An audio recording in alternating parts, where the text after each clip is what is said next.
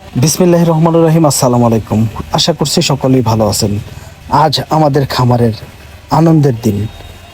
রাত্রি 8টা থেকেই দেখছিলাম গাভীটি ছটফট করছে, লেজ জাগিয়ে রাখছে। তখন মনে হলো আজ হয়তোবা গাভীটি আমাদের বাচ্চা দিবে। দীর্ঘ 10 মাস পরে আজকে আমাদের গাভীটি বাচ্চা দিবে। সেজন্য আমি আমার গ্রামের একজন অভিজ্ঞ, আমাদের পাড়াপড়শি মামা লাগে, ওনাকে ডাক দিলাম। উনি আমাদের যত গাভী আছে উনি বাচ্চা প্রসব করে দেয়, এবং আমাদের না, শুধু আমাদের গ্রামের যারা আসলে গাভী গরু পালন করে বাচ্চা হয়, যারা একটু না বোঝে তারা কিন্তু এই মামাকে তারা নিয়ে আসে আর কি, খবর দিয়ে। তো উনি আসলে এমনই। রাত্রি এখন বাজতেছে হলো 12টা। 12টার দিকে 12টার দিকে আসলে ব্যথাটা প্রচণ্ড শুরু হয়। আমি 12টা, 12:30টার দিকে আনুমানিক আমার মামার কাছে যাই।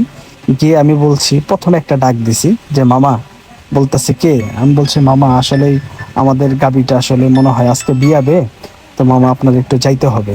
তো উনিও উঠে আর কোনো কথা বলেন নাই, উঠা সুন্দর করে একটা গামছা গেঞ্জি গায়ে দিয়ে অমনি আমার সাথে বের হয়ে গেছে। হ্যাঁ, আইসা দেখেন আসলে একটা মানুষ কি পরিমাণ পরিশ্রম করতেছে।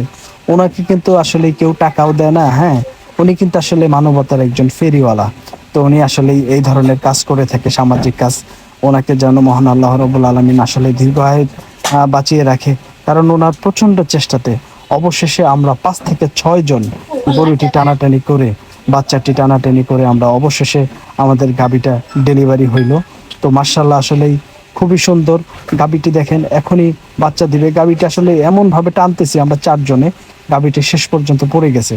গাভীটি দেখেন বিয়ানোর পরে আমরা বাছুরটা দেখলাম যে ঠিক আছে কিনা, কানে ফু দিলাম, মুখে ফু দিলাম। মুখের যে লালা আছে সেই লালাগুলো আমরা একটু পরিষ্কার করে দিলাম। তো যাই হোক, বাছুরটি কিন্তু আসলেই পোক্ত হয়েছে। বাছুরটা পুরো 10 মাসে এই বাছুরটি আসলেই গাভীটি বাচ্চা প্রসব করলো। গরুটা কিন্তু আসলেই একটু শুকনো হলেও বাছুরটা যে সুন্দর একদম বড় হয়েছে। গাভীটা কিন্তু বাচ্চা দেওয়ার পরে দেখেন শুয়ে রয়েছে। আসলে প্রচণ্ড কষ্ট হয়েছে। আমরা 4 থেকে 5 জন টেনে টেনে কিন্তু বাচ্চাটা বের করলাম। প্রচণ্ড বড় হয়েছে।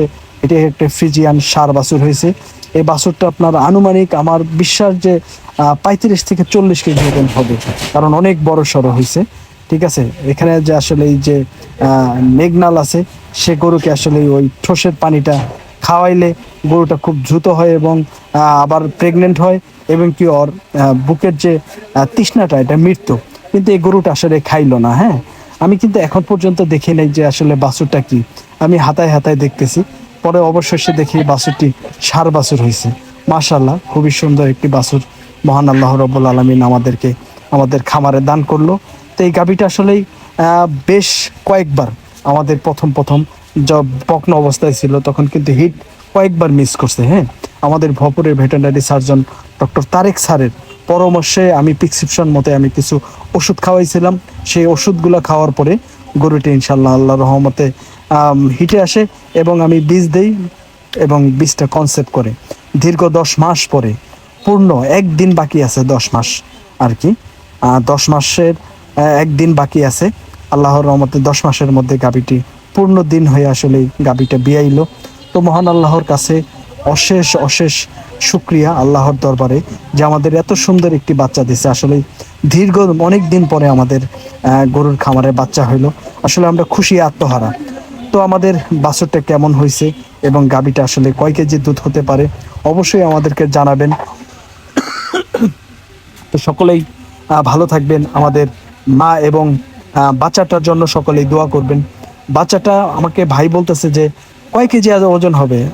তুমি গলায় একটু লাগাই দাও, গলায় লাগাই দিলে বাছুরটার প্রতি মায়া হবে বেশি।